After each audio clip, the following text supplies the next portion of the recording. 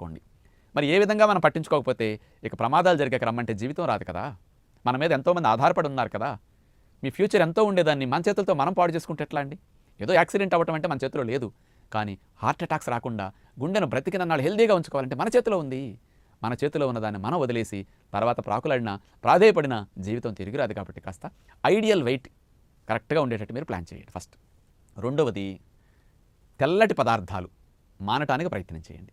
తెల్లటి బియ్యము, తెల్లటి రవ్వ, తెల్లటి పిండి, మైదా, బొంబాయి రవ్వ, ఉప్పుడు రవ్వ, ఈ మైదాతో చేసిన కేకులు, పఫ్లు, బ్రెడ్, జామ్స్ కానీ ఇట్లాంటి ప్రొడక్ట్స్ ఉంటాయి చూసారా, ఫాస్ట్ ఫుడ్స్, జంక్ ఫుడ్స్, ఇలాంటివన్నీ రక్తంలో ట్రైగ్లిజరైడ్స్ అనే కొవ్వుని బాగా పెంచుతాయి. ఈ ట్రైగ్లిజరైడ్స్ అనేవి గుండె జబ్బులు రావడానికి, హార్ట్ బ్లాక్స్ రావడానికి ప్రధాన కారణం అనమాట. ట్రైగ్లిజరైడ్స్ బ్లడ్లో పెరిగే కొద్దీ రక్తం చిక్కగా అయిపోతూ ఉంటుంది.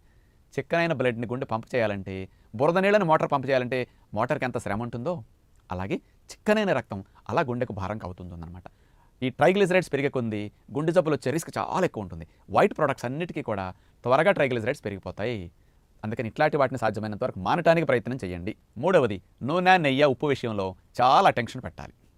ముఖ్యంగా ఉప్పు మనం తినేదంతా గుండె కణజాలంలో గుండె కండరాలకు పేరుకుందనుకోండి, గుండె కండరం గట్టి పడుతుంది. మామిడికాయ కుప్పలో ఊరేస్తే ఎట్లా గట్టి పడుతుందో అలా అనమాట. గట్టి పడినప్పుడు సరిగా ముడుచుకుంటుంది కానీ సరిగా సాగలేదు. హార్డ్ అయినప్పుడు సాగే గుణాన్ని కోల్పోతుంది. ఎంత బాగా మజిల్ సాగగలిగితే, ఎలాస్టిసిటీ బాగుంటే గుండె పంపింగ్ అంత బాగుంటుంది. మరి గుండె యొక్క కండరాల ఎలాస్టిసిటీని దెబ్బకొట్టేది సాల్ట్. అట్లాగే రక్తనాళాలు కూడా గట్టిపడేటట్టు చేసేది సాల్ట్. హై బ్లడ్ ప్రెషర్ వచ్చేట్టు చేసేది సాల్ట్. కాబట్టి రక్తనాళాలన్నీ మెత్తగా ఉండాలి. బీపీ నార్మల్గా ఉన్నప్పుడు అవన్నీ అట్లా ఉంటాయి. అంచేత అలా సాల్ట్ విషయంలో డాక్టర్స్ కూడా చెప్తారు, మజ్జిగనంలో మానండి, కూరల్లో కొంచెం వేసుకోండి అని. సాధ్యమైనంత వరకు మానటానికి ప్రయత్నం చేయండి.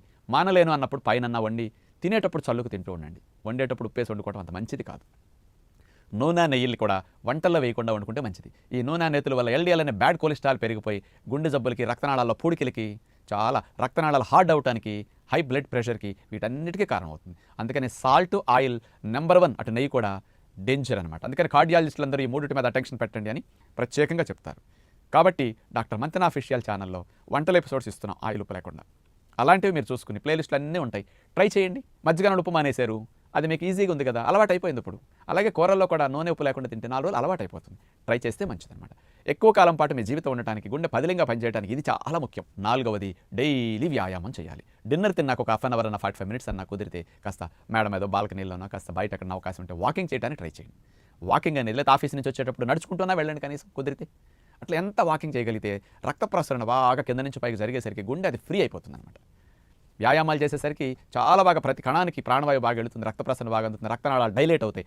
రక్తనాళాలు న్యాచురల్గా ఎంత డైలేట్ అయితే గుండె ఆరోగ్యానికి అంత మంచిదన్నమాట. అందుకని వ్యాయామాలు డైలేట్ చేస్తే రక్తనాళాలన్నింటినీ. ఉదయం పూట కాస్త ప్రాణాయామము, ఆసనాలు ఇలాంటివి చేసుకోండి, సూర్య నమస్కారాలు ఇలాంటివి. సాయంకాలం పూట వాకింగ్, ఈ 2 పూట్ల వ్యాయామాలు గుండెను పదిలంగా ఉంచడానికి బాగా ఉపయోగపడుతాయి.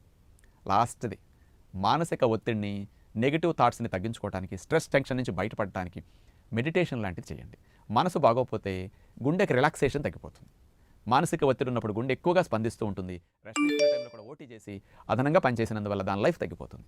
అందుకని ఎక్కువ మంది గుండె జబ్బులకు కూడా మానసిక ఒత్తిడే ప్రధాన కారణం. దానికి పరిష్కారం మందు లేదు, మెడిటేషనే మందు, పాజిటివ్ థాట్సే మందు. కాస్త ఈ 5 విషయాల్లో మీరు అటెన్షన్ పెట్టగలిగితే మీ గుండె పదిలంగా, హార్ట్ రేట్ అంత పెరుగుతుంది, గుండెకి అంత ఎక్సర్సైజ్ చేకూరుతుంది.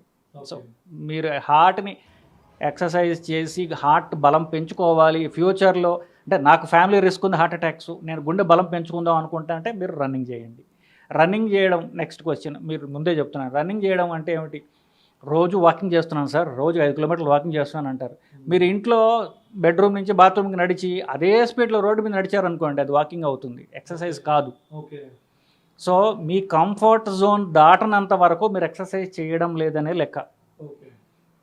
కష్టపెడితేనే కదా ఎక్సర్సైజ్ అనేది, లేకపోతే వాకింగ్ అవుతుంది. రోడ్డు మీద వాకింగ్ చేస్తున్నాను అనొచ్చు, రోడ్డు ఎక్సర్సైజ్ చేయడం లేదు. మీరు ఎక్సర్సైజ్ చేయాలంటే శరీరాన్ని కష్టపెట్టాలి, okay.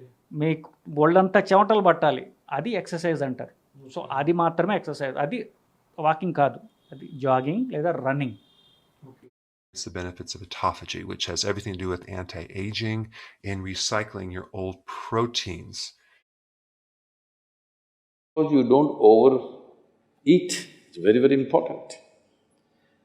Everybody eats 2 meals. I generally eat only 1 meal, 4:35 in the evening, because I don't